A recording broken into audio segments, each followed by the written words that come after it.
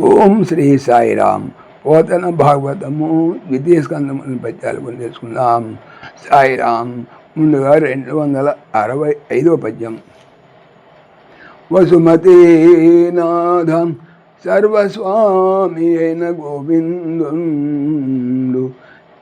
చిదానందమూర్తి సలలిత స్వోపాధి శక్తి సమేతుడై తనరాడు ఆత్మీయ ధామమందున్ పణిరాజ మృదుల తల్పంబుపై సుఖలీల యోగ నిద్రారతినున్న వేళన్ అఖిల జీవులు నిజ వ్యాపార శూన్యులై ఉన్నత తేజంబులన్ ఉరలు కొనగన్ ఉన్నత తేజంబులన్ ఉరలు కొనగన్ జరుగున్ అయ్యవస్థా విశేషంబులెల్ల విదితమగునట్లు పలుకుట అది నిరోధమన ఇది యవాంతర ప్రళయం బనంగన్ పరగు ఇక ముక్తిగతి విను పాధివేంద్ర. వసుమతి భూమికి నాథ ప్రభువా రాజా అన్నమాట.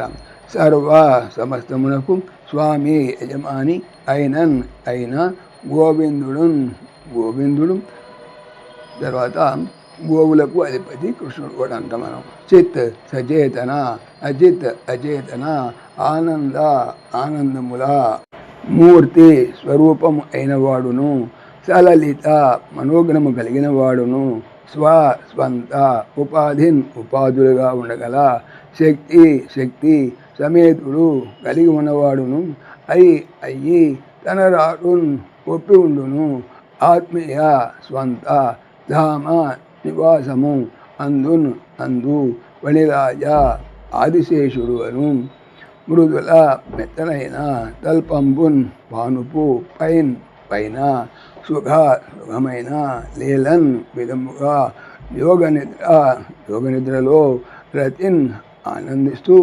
ఉన్న వేళన్ సమయములో అఖిల సమస్తమైన జీవులు ప్రాణులు నిజ తమ వ్యాపార వర్తనలు అన్నీ శూన్యులు లేనివి అయ్యి ఉన్నటువంటి తేజస్సులు వరలు కొనగాన్ జారిపోవుట జరిగే ఆ అవస్థా స్థితి యొక్క వివరములు ఎల్లన్ అన్ని విదితమగు తెలియు అట్లు విధముగా పలుకుటన్ చెప్పబడే అది నిరోధము అనగా ఇదియే అవాంతర ప్రళయము అనగన్ అని వరకు ప్రసిద్ధమైనది. ఇంకా ముక్తి గతిన్ విషయమును వినుము పార్థివ పృథివీకి ఇంద్ర ప్రభువ లేదా రాజా. భావము. ఓ పరిషత్ భూపతి, సర్వేశ్వరుడు గోవిందుడు చిదానంద స్వరూపుడు నారాయణుడు. ఆయన స్వయంభూతుడు, ఇతరేతర ఉపాధులు లేక ఉండగలవాడు. కల్పాంతమున శ్రీమన్నారాయణుడు తన స్వస్థానమైన పాలసముద్రమున ఆదిశేషుని పాన్పుగా చేసుకొని సుఖంగా యోగనిద్ర ముద్రలో ఆనందిస్తూ వసించి ఉంటాడు. ఆ సమయంలో జీవకోటి సమస్తము తమ తేజస్సులు నశించి నిర్వ్యాపారులై ఆయనలో లయమైపోతాయి. ఆ అవస్థా విశేషమును తెలిపినది నిరోధము అంటారు. దీనినే అవాంతర ప్రళయం అని కూడా పేరు పడింది. ఇక ముక్తి అంటే ఏమిటో తెలుసుకుందాం. 266వ పద్యం. జీవుండు భగవత్కృపావశంబునన్ చేసి దేహధర్మంబులై ధృతిన్ అనేక జన్మానుచరిత దృశ్యములైనా జరామరణంబుల్ ఆత్మధర్మంబులైన ఘన పుణ్య పాప నికాయ నిర్మోచన స్థితిన్ ఒప్పి పూర్వ సంచితములైన అపహత పాప్మ వృత్త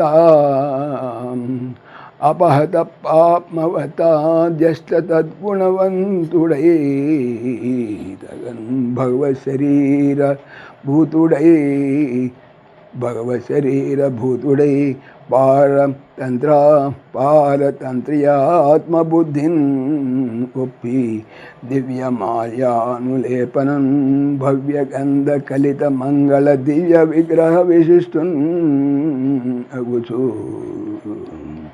దివ్య విగ్రహ విష్ణుడున్ అగుచు హరి రూపముందుటే అనగా ముక్తి. జీవుండు మానవుడు భగవంతుని కృప దయ వశంబునన్ చిక్కుట చేసి వలన దేహ శరీర ధర్మములు అయ్యి ధృతిన్ ధరింపబడిన అనేకమైన జన్మలలోనూ అనుచరితన్ జరుగుతుంది. దృశ్యములు చూడబడినవి అయినట్టి ఆ జరా ముసలితనము మరణంబులను ఆత్మ తన ధర్మంబులన్ లక్షణములు అయినట్టి ఘన బహుమికిలి పుణ్యములు పాపముల యొక్క నికాయ సమూహముల నుండి నిర్మోచన విడుదలైన స్థితిలో ఒప్పి చక్కగా ఉండి పూర్వకాలం నుండి సంచితములు పోగుపడినవి అయిన అపహత తొలగిన పాపము కలిగి ఉండుట ఆది మొదలగు 8 అతని అనగా భగవంతుని గుణవంతుడు గుణములు కలవాడు అయ్యి తగినట్టుగా భగవంతుని శరీరము భూతుడు తనదైన వాడు అయ్యి పరమైన తంత్రము కల ఆత్మ తన బుద్ధితో ఒప్పి కూడినవాడై దివ్యమైన లేదా శ్రేష్టమైన మాలలు అనులేపన మైపూతలు భవ్య శుభములైన గంధములతో కలిత కూడిన మంగళ శుభకరమైన దివ్య దేవత లేదా శ్రేష్టమైన విగ్రహ స్వరూపముచే విశిష్టమైన వాడును అగుచు హరి విష్ణువు యొక్క స్వరూపమును పొందుటయే అనగా పాపము లేనివాడ ముక్తి భావము.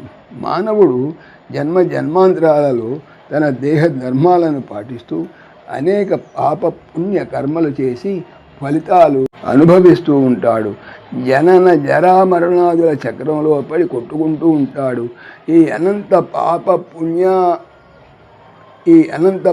పుణ్య చయాల నుండి భగవత్ కృపతో కూడిన బహుళ సాధనల వలన విడిపడతాడు.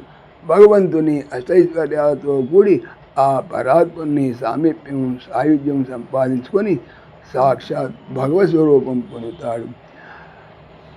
ఆయా దివ్యమైన మాలలు మైపోతలు వైభోగములన్నీ పొందుతాడు. ఇలా శోభనకరమైన విశిష్ట దివ్య దేహంతో హరిస్వరూపం పొందుటను ముక్తి అంటారు. సాయిరామ్. ఓం దాశరథాయ విద్మహే సీతావల్లభాయ ధీమహి తన్న రామ ప్రచోదయాత్. సర్వం శ్రీ రామార్పణమస్తు. జై శ్రీరామ్, జై శ్రీరామ్.